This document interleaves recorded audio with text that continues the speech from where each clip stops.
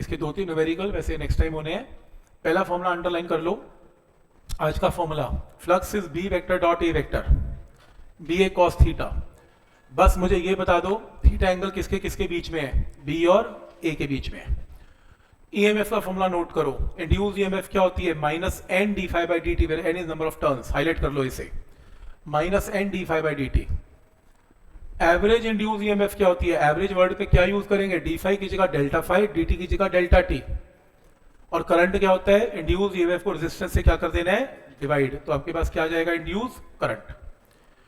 जैसे पहला न्यूमेरिकल है, पहले न्यूमेरिकल में रेक्टेंगुलर लूप ऑफ एरिया आपको क्या गिवन है, एरिया। मैग्नेटिक फील्ड भी गिवन है। अभी बड़ा इंपॉर्टेंट है, ध्यान से देख लो, आपका ये पेपर में आना है, मैं बता रहा हूं। आपका जो लूप है उसका प्लेन यानी कि लूप ने एंगल बनाया नॉर्मल टू द फील्ड।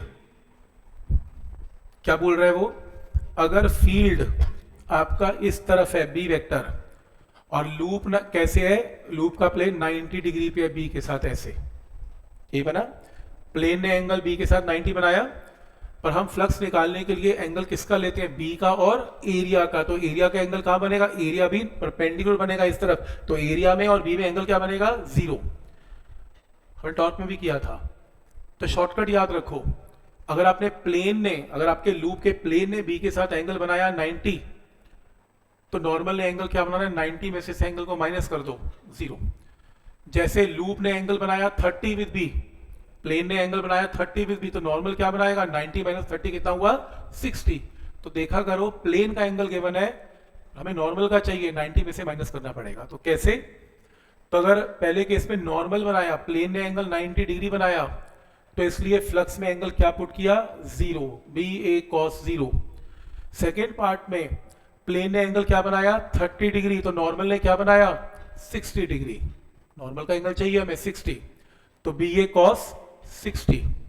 तीसरे केस में लूप ने एंगल पैरेलल बनाया बी के साथ, पैरेलल का मतलब एंगल क्या बनाया 0, तो नॉर्मल का एंगल क्या बनेगा 90, तो बी ए कॉस 90।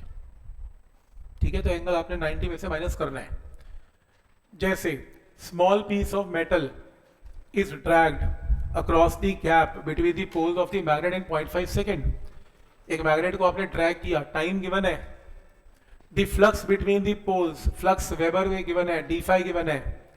क्या निकालना है, ईएमएफ बतानी है। तो मुझे एक बात बताओ कि पहले ड्रैग का मतलब ये फील्ड है, मैग्नेट का फील्ड है। आपने एक मेटल को ड्रैग कर दिया मैग्नेटिक फील्ड में। जब वो मेटल बाहर था तो फ्लक्स क्या था, 0, और जब एंटर कर गया तो फ्लक्स कितना हो गया, इतना हो गया। चेंज इन फ्लक्स कितना हो गया, फाइनल माइनस इनिशियल। तो डी फाई आ गया, डी टी आपको पता है, माइनस साइन तो डायरेक्शन बताता है, उसने डायरेक्शन नहीं पूछी, उसे मैग्नीट्यूड पूछा है। तो मैग्नीट्यूड में माइनस साइन हटा दो, सीधा D phi by D T आपके पास मैग्नीट्यूड आ जाएगा। माइनस साइन तो डायरेक्शन बताएगा, क्लॉकवाइज या एंटी क्लॉकवाइज, जो पूछी नहीं इसने। जैसे ये बड़ा इंपॉर्टेंट है, फ्लक्स आपको टाइम के साथ चेंज होता हुआ दिख रहा है।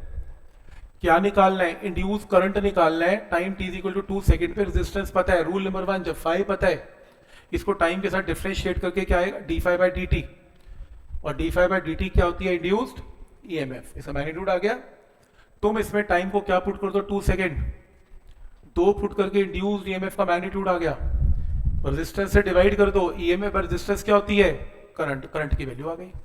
तो स्टेप समझ में आ रहा है, फाई से D phi by D T, EMF आ गई, ईएमएफ से रेजिस्टेंस से डिवाइड करके करंट की वैल्यू आ गई।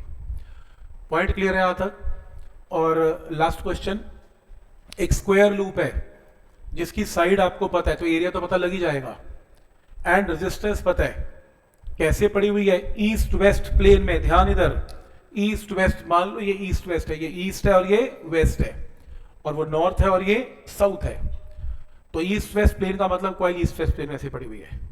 आगे, यूनिफॉर्म मैग्नेटिक फील्ड बी कहां पड़ा हुआ है, in north east direction. North east कहां मिलेगा, वो ईस्ट है और वो नॉर्थ है, तो नॉर्थ ईस्ट यहां पड़ेगा एट एन एंगल 45 डिग्री। तो बी वेक्टर कॉइल के साथ एंगल क्या बनाएगी, 45। तो लूप ने अगर बी के साथ एंगल 45 बनाया, तो नॉर्मल ने क्या बनाया, 90 माइनस 45 भी क्या होता है, 45। स्टेप समझ में आ रहा है। ये लूप है, ये ईस्ट है, ये नॉर्थ है, और टेढ़ा 45 डिग्री पे नॉर्थ ईस्ट है। तो बी वेक्टर नॉर्थ ईस्ट है, ये पेन नॉर्थ ईस्ट है, तो इस बी ने और प्लेन में एंगल क्या है 45, तो नॉर्मल ने क्या एंगल बनाया 90 माइनस 45 कितना 45, तो फ्लक्स का फॉर्मूला क्या बनेगा बी ए कॉस 45, तो फ्लक्स आ गया। अब वो कह रहे हैं कि एकदम फील्ड को जीरो कर दिया, बी जीरो कर, भाई जो बी जीरो कर दिया फ्लक्स भी क्या हो गया जीरो, तो फाइनल फ्लक्स भी क्या आ गया जीरो, इनिशियल फ्लक्स आ गया, फाइनल जीरो है। क्या निकालना है, इंड्यूस ईएमएफ एंड करंट बताना है, और टाइम आपको पता है। सबसे पहले आपने बी ए कॉस 45 से फ्लक्स निकाल लिया, तो फ्लक्स फाइनल फ्लक्स क्या है जीरो, डी फाई आ गया, टाइम आपको पता है, ईएमएफ आ गई, ईएमएफ को रेजिस्टर से डिवाइड करके करंट आ गया। हम इस असाइनमेंट को अगली बार सॉल्व करेंगे, अनसॉल्व्ड शीट को अगली बार, तो नेक्स्ट टाइम यहीं से स्टार्ट होगा।